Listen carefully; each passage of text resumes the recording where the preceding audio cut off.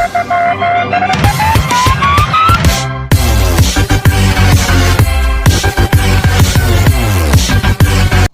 friends, welcome back to my channel. Those who are new, welcome to my channel.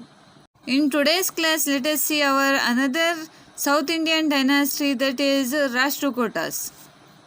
Their rule starts from 753 CE and ends from 973 CE.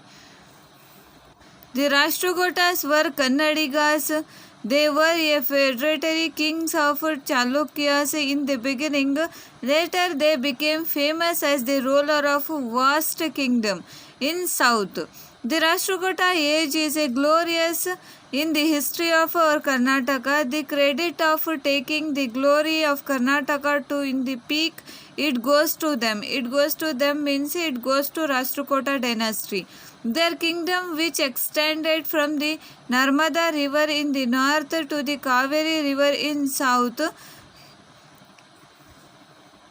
has also been immortalized by the Kailashnath temple at Ellora and by the first Kannada work Kavirajya Marga. Now let us move on. The kingdom which began with Danti Durga continued with Krishna, Govinda II, Dhruva, Govinda III, Amoghavarsha and other. They reaches its peak. The earlier region of Amoghavarsha had to face many obstacles, but he was not interested in feud and desired peace.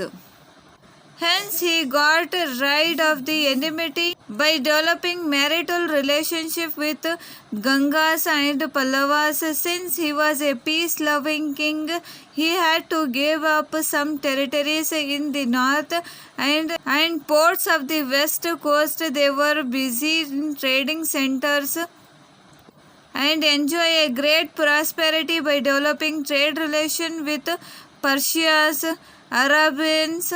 By many travelers and merchants visited this kingdom during this period. A prominent among them were a Arab traveler Suleiman. He has prized Amoghavarsha as one of the four powerful empires of the world.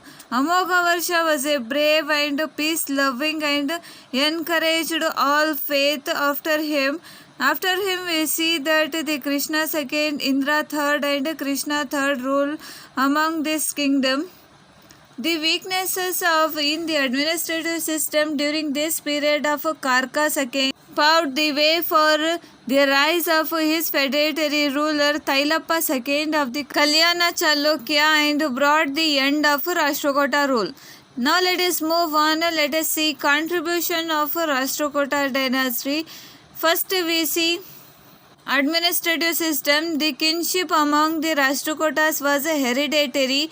They used to be a council of ministers to assist the king. There would be a prominent persons in the council of ministers appointed as a Mahasandhi Vigrahi to look after the foreign affairs. For the purpose of administrative conveyances, the kingdom was divided into Rashtra. Rashtra means mandalas, Vishaya, Nadu and Grama. The leader of the Grama was called as a Gramapati or Abhugunda. He was the leader of the village army too. He was assisted by the village accountant. There were a Grama Sabha also. There used to be an official called Nadagunda in the Nadu, and a similar officer would be there in the Vishaya and Rashtra. The Vishayapati and Rashtrapati were the officers for Vishaya and Vishaya or the district Rashtra respectively. Now let us move on. Land revenue. Toll on goods, horse, shop and taxes on occupation like operating ferries form the income of this kingdom. The foreign trade also brought into lot of taxes in the Rashtrakuta dynasty. Now let us move on towards literature of Rashtrakuta dynasty. The Rashtrakutas encourages both Kannada and Sanskrit. Excellent work was written in Sanskrit. Trivikrama wrote Nalachampu, the first Champu work in Sanskrit literature. Halayuddha were wrote by Kavi Rahasya. Jinasena, mathematician.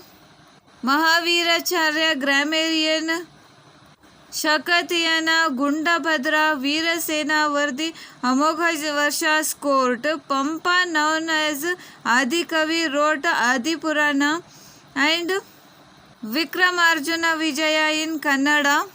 Ubhaya Kavi Punna composed the work Shanti Purana. Shri Vijaya, who was in the court of Amogha Varsha, he wrote Kavirajya Marga. This is a very important and significant work in Kannada. All those reveals how Kannada literature has developed from ancient time. Now let us move on. Educational system of Rashtrakuta dynasty. Agraharas and Mathas were the prominent educational center in those days. Knowledge was imparted about Sanskrit, the Vedas, astrology, logic, and Puranas. Salotigi in Indi taluk of Bijapur district was one of the leading center of the learning. Now let us say religious aspects of Rashtrakutas. The Rashtrakutas king were devotees of Shiva and Vishnu, and they have built many Shiva and Vishnu temples.